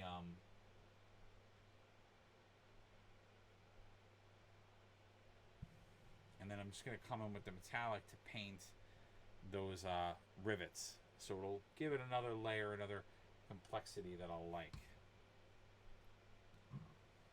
But you can see how quickly, I've only been painting this for maybe, I want to say, a little bit shy of an hour. Okay, an hour and a half. And I've gotten pretty far on it. Like, there's a pretty good amount of it already done. And, we're really getting a nice definition of some of the color tones and what we're going to do for it. So,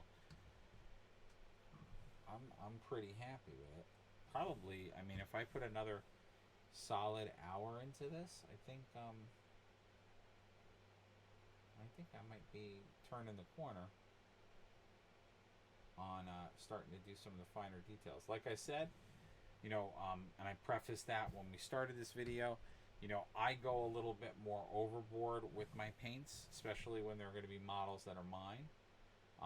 Because I said it before, as somebody who does commission painting, if you show up to an event with your army or your team or whatever it is, and it looks like junk, or it doesn't look. I don't want to say I have to be like a perfectionist for all my models, because I could definitely sell it. But if it doesn't look good, then every one of my models is like a business card. Because people are seeing how you painted your models, and then they're like, oh, well, look at how he painted that. Oh, I'd really like something like that. And then obviously you have your own vision and input because it's your army. Yeah, but if you walk up and you're like, I really don't like how that guy painted his own army, especially if you're going to paint your own army, because think about it, like, if I'm going to spend the time to paint something, really well, wouldn't you imagine it would have been the stuff that,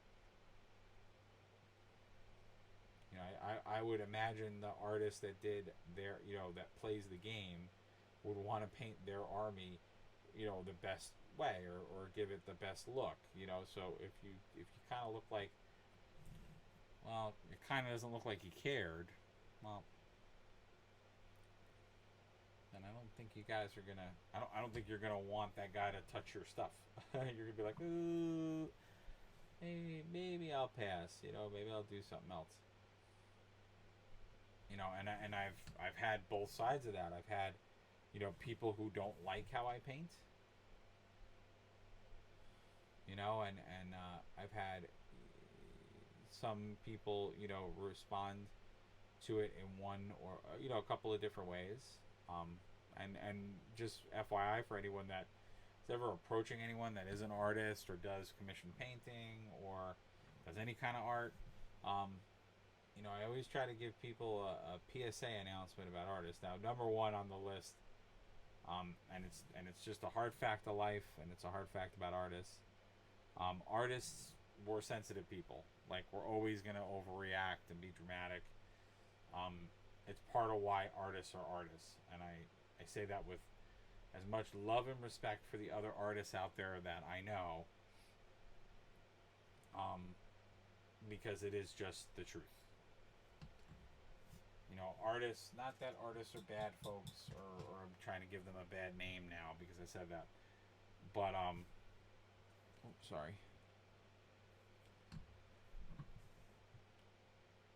But yeah, an artist is always gonna have a sensitive side to them, and especially if you're commenting about their art. And you do, to a degree, as an artist, learn to have a thick skin, because art is extremely subjective. What one person likes, another person may not like, and you learn very quickly as an artist that not everybody out there is going to be a fan of your art. Not everybody out there is going to be, maybe accepting of your art. So like I said, artists, we tend to grow, if you've been doing art for a while, tend to grow a thick skin. That being said, if you're approaching an artist about their work, if I could give any person on the planet one little tidbit of advice, it would always be this one. And it's actually advice. I say it's for artists, but it's actually for really anywhere you're going where you're going to talk to anyone about something they do. Never, ever start off the sentence, well, have you ever considered doing it this way?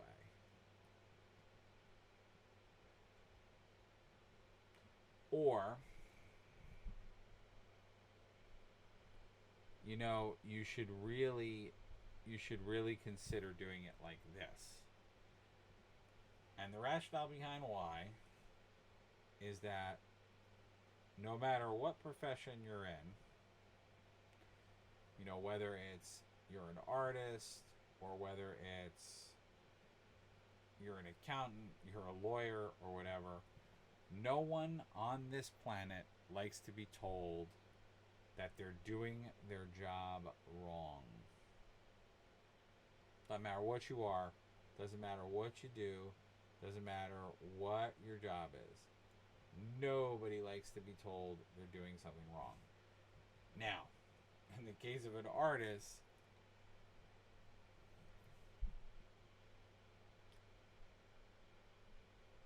why don't you amplify that to like 50 degrees? So like 150 degrees. Because you have to remember, art is an expression of a person. So they are expressing themselves in their form or in their way. So yeah, when you kind of come at it that way, not the best strategy. Also, little tidbit for anyone that's approaching an artist: if you start off a sentence, if you say to them, for instance, "Oh, what is that supposed to be?" or "What is that supposed to look like?" Those are also really bad things to say to an artist.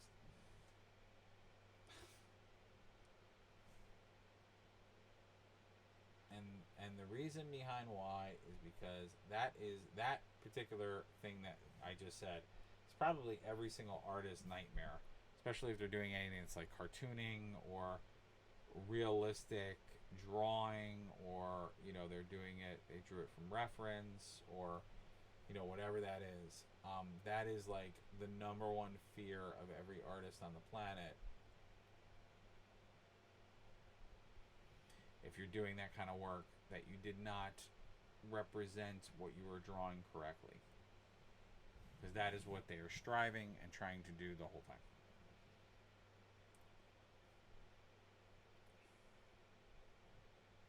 All right, I think I'm gonna have to call it quits on this for tonight, only because it is getting super late and I've already spent quite a lot of time on this. Actually, more time than I thought I was gonna spend.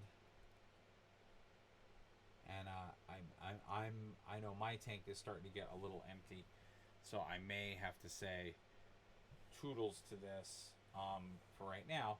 But we will come back and finish it up. Whoa, Jesus! And not that it's bad; it's just that there are a lot of little details, which is why this model is so cool, because there's so many little details for us to pick apart and to throw in there. To really give it a good character. Oh, geez. And paint job. Alright. I might be able to work with that.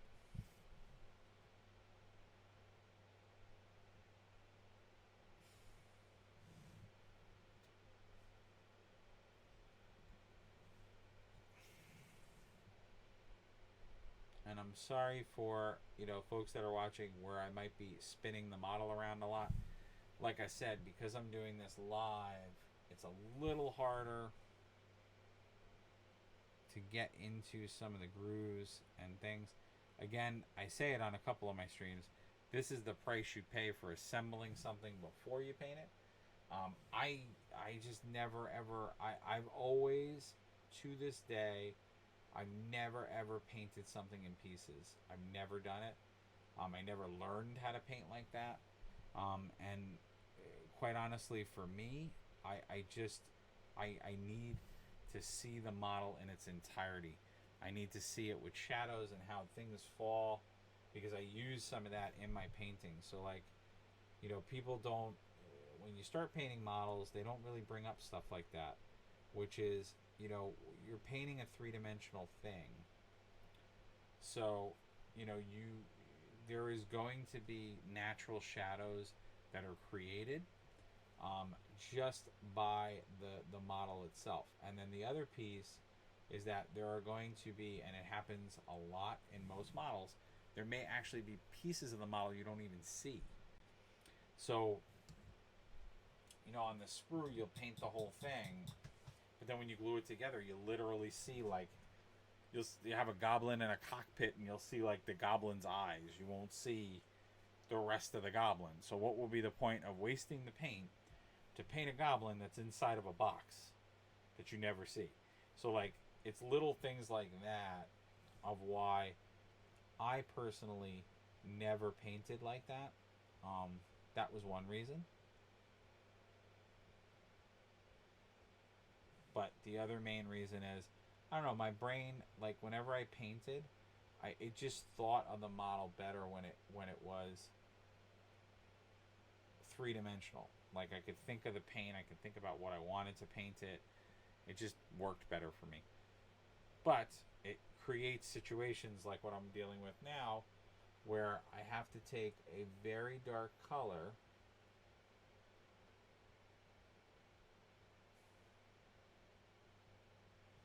which I am desperately trying not to get on anything else, and get it inside of there. But this is also where me painting live, and that's why I'm going to take this away for just a moment. I think I just hit his leg. Shoot. Oh no, okay. I don't have to hit his leg.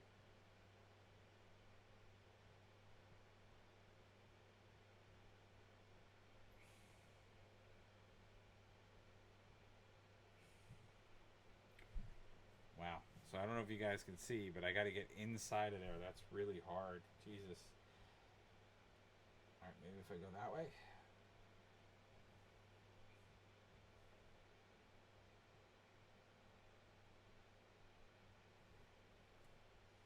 Okay, that's better. Alright, I may have to use my glasses for that one. I don't think I'm going to be able to do it without glasses. Alright. So I'll have to use my magnifying glasses, my spectacles, my super spectacles to get in there, because it's too tight in there to get. Basically, I have to get around so you can see it better there, like right back there. Ooh, okay, let's see.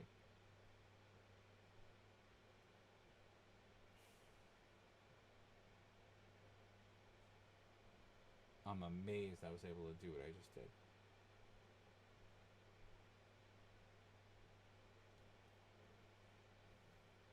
Alright, yeah, I'm gonna have to definitely.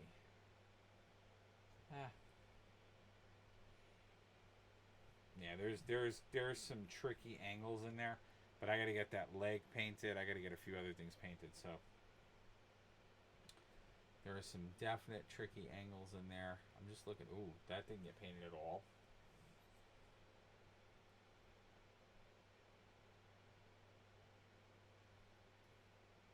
Just gonna rectify that really quick.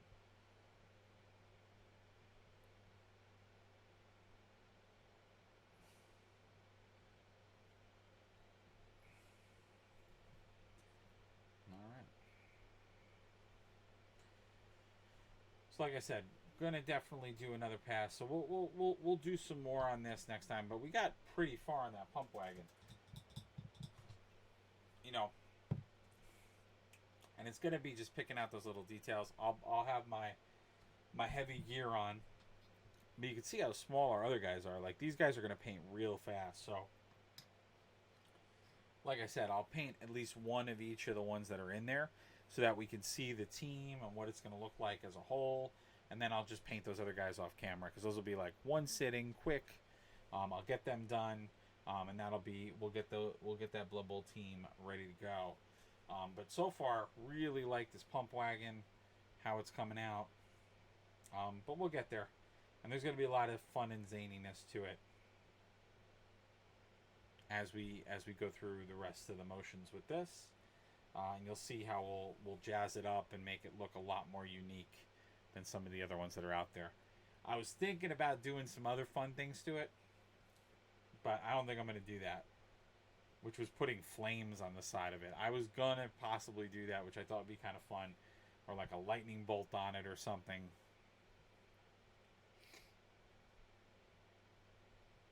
I don't know. And then you can see how they have the people they ran over. I love that. That's how many people they hit with it. So I'll have to paint those too. Just a lot of really cool little details. And again, just a lot of fun, because it's snotlings and goblins are always fun, you know, no matter where you go, but even more so in games like you know, in the whether you're in the Warhammer universe or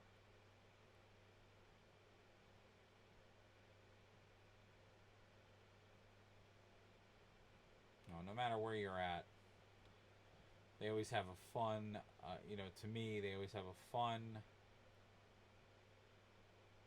little side to what they do. Wow.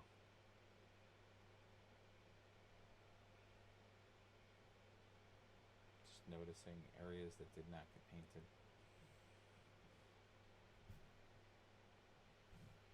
Yeah, they're so small. They're so tiny.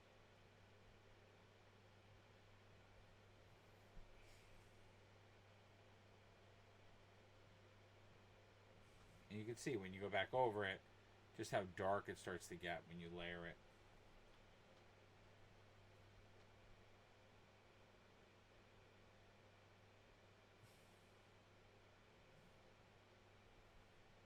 It's getting his little feet. Which are back here. Sorry. Did that one off camera. I'm doing this one off camera too. Yeah, this goes back to what I was saying. It's just it's the angle I have to hold it at. It's just so off.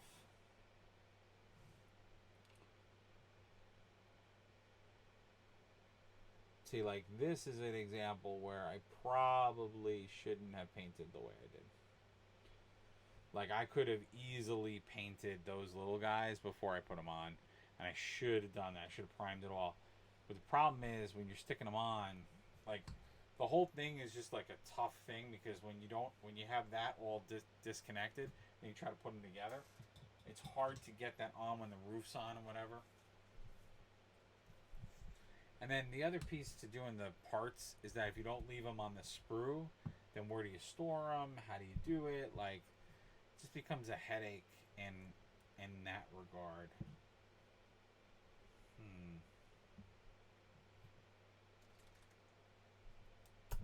You know, so it's like it kind of is in that realm. I say it sometimes: damned if you do, damned if you don't. Kind of that way with this too. That whether you like it or not, it's hard.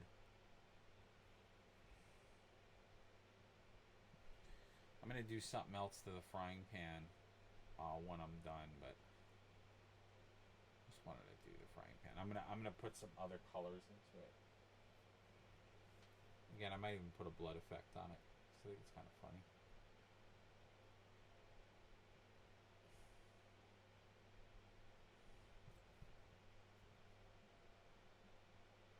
See how nice that looks? And again, that's just one pass of the paint. I'm going to do some other things to it, but that's just one pass of the contrast paint. You get all those nice effects in there, and I'm going to leave that pool that I have. Maybe not. Just evenly distribute it. But look how nice that is. Look how nice that ring is. You get. Alright, I'm really done now. Keep saying I'm done and then I paint more of it. That's because I'm like, I like how it's coming out. I like where it's going. And then I'm gonna pull in those same colors. So like, I'll do their little like cloths as orange. I'll see what I'll do their hats. I'm not sure yet. But so far so good. So yeah, thank you guys so much for watching. Wow, we did this for almost 2 hours. This was a long painting video, but I don't mind because I love to paint. I'll be doing some more. I got lots of different things to paint. We also have Mantic's Hellboy game. You guys can see where I got to on that. So I have more of these minis to paint. We're actually going to paint some of the bosses coming up. I have Marvel Crisis Protocol stuff to paint. So we have tons of stuff to paint. Tons of stuff to do. So if you really enjoyed it, if you liked what happened, and you liked the program, please consider following the channel. If you're not already a follower, following is free. It doesn't cost anything. It's when you're going to know we're live. I try to do my videos. I'm going to try to do them a little bit earlier. So my hope is basically do a block for you between 9 to 11 if I can. I may do some late night ones too. My schedule's a little erratic, so it may be all over the place. And then, of course, if you could check out the other links that you see below, that would be awesome as well. That's other things like my social media, other things like our YouTube channel, and other things like our Patreon and my website. That's some monetary ways to support the channel. If you can do that as well, that's amazing. All that money, all it's going to do is go right back into our program and what we do. It helps me to buy the materials that I use. It helps me to buy the models that I use. because although I do have some folks that are sending me stuff now, for the most part, all of this stuff comes out of my own pocket. It's also the way that I'll be able to do this on a more full-time basis for you guys, and really build where I want to go, and build into some of these events and programming and merch and all kinds of cool stuff. Because I don't know you guys that are watching, but if you would love to see enamel pins or t-shirts with my logo on it and things like that, I'd love to get those going. That Patreon support and that monetary support does help me do that. It also is a way for me to get food on the table for my family, so I can keep doing this, so my family, not only lets me have the time that they do now, but I can continue to do fun stuff and have other fun games happen. So please, please, please, if you can, please do. If not, I understand. I know it's tough, but like I said, please follow, please share, please like, please spread the word about Modern Geek and the Modern Geek channel. Please do, and Modern Geek Gaming. All right, take care, everybody. I'll see you very soon. Again, my website, my Patreon, check it out. I am an artist, a comic book artist. I do commissions, both drawing and painting commissions. Check it out. If you want to hire me for those services, that's another way to support us too. All right, take care, everybody. See you very soon. Please stay safe, wash your hands, and respect all the folks on this planet, because without all of us working together, we're never going to make it to the next one. Take care, everybody. See you very, very, very, very soon.